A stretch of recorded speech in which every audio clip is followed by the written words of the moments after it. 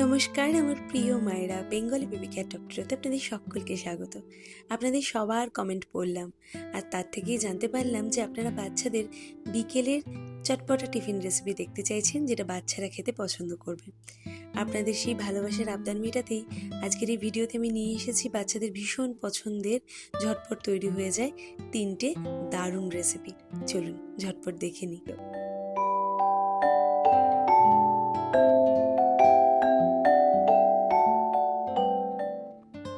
আজকের প্রথম রেসিপি হলো আমার সবজি আর পনিরের চটপটা প্যানকেক।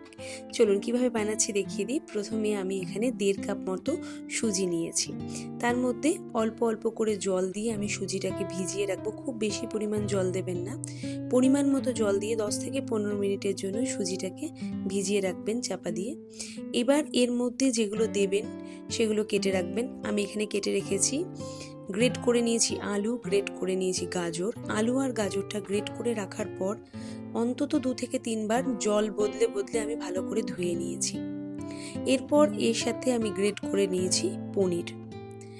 লাগবে কিছুটা পেঁয়াজ কুচি, কিছুটা লঙ্কা কুচি আর কিছুটা ফ্রেশ ধনেপাতা। 10 থেকে 15 মিনিট বাদে যখন সুজিটা ভালো মতো ফুলে যাবে, তখন এর মধ্যে আমি এই সমস্ত কিছু অ্যাড করব।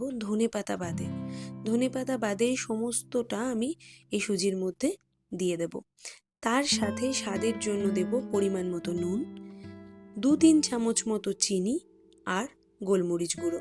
যদি মিষ্টি মিষ্টি বাচ্চা খেতে পছন্দ না করে তাহলে চিনিটা কম দেবেন।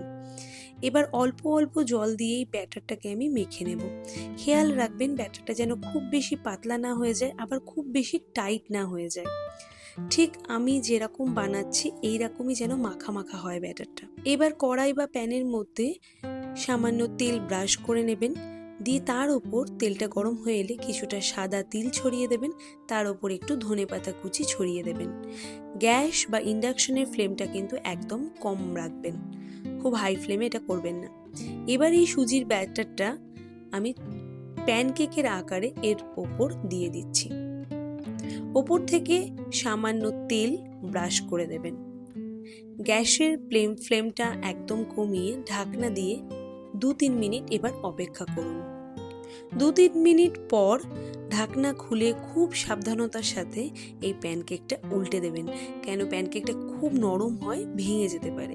তাই আস্তে আস্তে করে উল্টে দেবেন। অপর পিঠটাও হালকা ব্রাউন হয়ে যাবে এই পিঠটার মতো। দুটো পিঠই যখন ভালো মতো ব্রাউন হয়ে যাবে তখন বুঝবেন প্যানকেক আপনার একদম রেডি। ব্যাস, এবার এটাকে প্লেটে সাজিয়ে একটু চাট মশলা দিতে পারেন বা সসের সাথে বাচ্চাকে দিতে পারেন। তৈরি আমাদের গরম গরম মুচমুচে সুজি পনিরের চটপটা প্যানকেক। এই প্যানকেকের ওপরটা ভীষণ ক্রিস্পি হয় আর ভিতরটা নরম হয়, বাচ্চারা কিন্তু এক নিমেষেই শেষ করে দেবে। এবার আজকে দ্বিতীয় রেসিপিতে যাই। দ্বিতীয় রেসিপিটা হলো রঙিন সুজির পুষ্টিকর পোলাও। এটা আমি এর আগে আমার মেয়েকে টিফিনে খাইয়েছিলাম, আপনাদের বলেছিলাম রেসিপি ভিডিওতে আপনাদের সাথে শেয়ার করে দেবো, তো আজকে তার জন্যই শেয়ার করছি। প্রথমে কড়াই গরম করে কড়াইয়ের মধ্যে পরিমাণ মতো সুজি নিয়ে হালকা করে নেড়ে চেড়ে সুজিটাকে নামিয়ে নিন। এবার কড়াইয়ের মধ্যে অল্প সাদা তেল বা অল্প সর্ষের তেল, যা ইচ্ছা দিতে পারেন, দিয়ে এই তেলটা গরম হয়ে এলে এর মধ্যে বেশ কিছুটা চীনা বাদাম লালচে করে ভেজে তুলে নিন।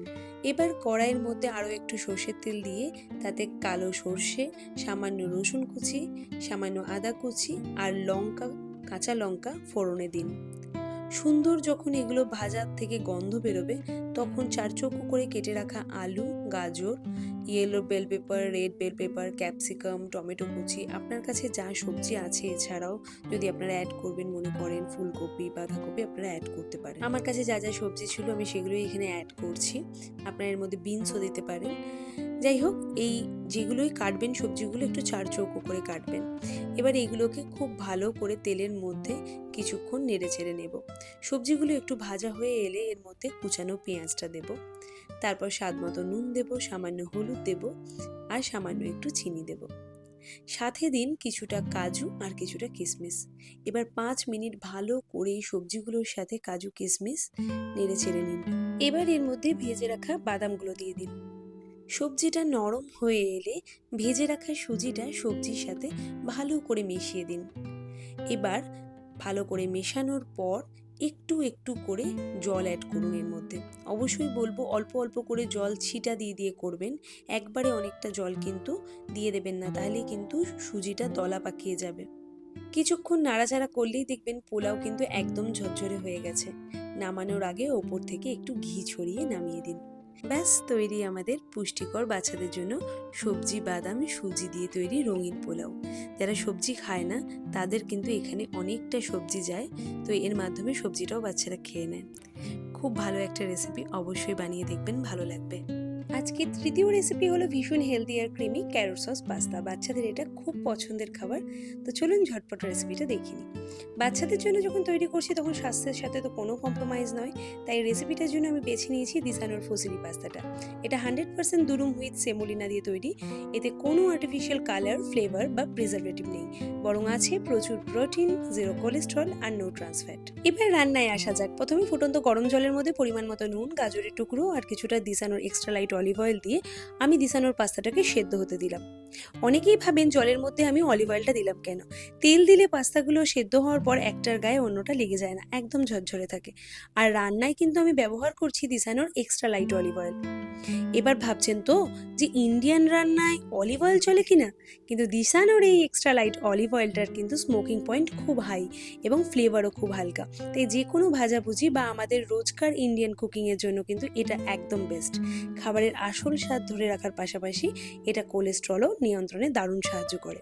পাস্তা আর গাজর ভালো মতো সেদ্ধ হয়ে গেলে গরম জল ঝরিয়ে ওপর থেকে একটু ঠান্ডা জল দিয়ে ধুয়ে নিলাম আমি পুরোটাকে। এবার মিক্সিতে সেদ্ধ করে রাখা গাজর, সামান্য রসুন, কয়েকটা কাজু বাদাম আর একটু দুধ দিয়ে একটা মিহি পেস্ট আমি বানিয়ে নিচ্ছি। কড়াইতে সামান্য দিসানোর অলিভ অয়েল দিয়ে এই গাজরের পেস্টটা আমি প্রথমে ঢেলে দেব। একটু ফুটে উঠলেই তাতে দেব স্বাদমতো নুন, গোলমরিচ গুঁড়ো, চিজ, সেদ্ধ পাস্তা আর সামান্য একটু চিনি। স্বাদ বাড়াতে আমি এর মধ্যে অরিগ্যানো আর চিলি ফ্লেক্সও দিচ্ছি। এটা আপনারা চাইলে নাও দিতে পারেন, কিন্তু এটা দিলে কিন্তু স্বাদটা বেশ ভালো হয়।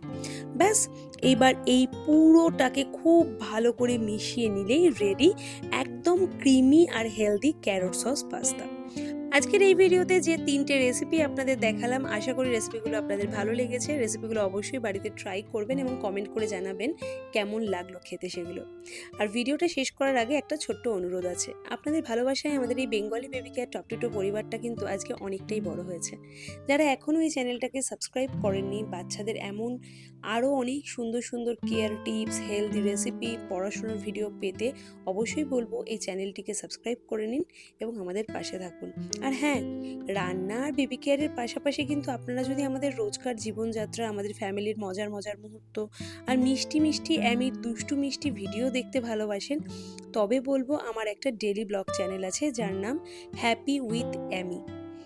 যদি আপনারা সেই চ্যানেলটা না দেখে থাকেন তবে প্লিজ এখনই হ্যাপি উইথ অ্যামি চ্যানেলটাতে যান, সাবস্ক্রাইব করুন আর আমাদের ডেলি লাইফস্টাইল ব্লগগুলো উপভোগ করুন।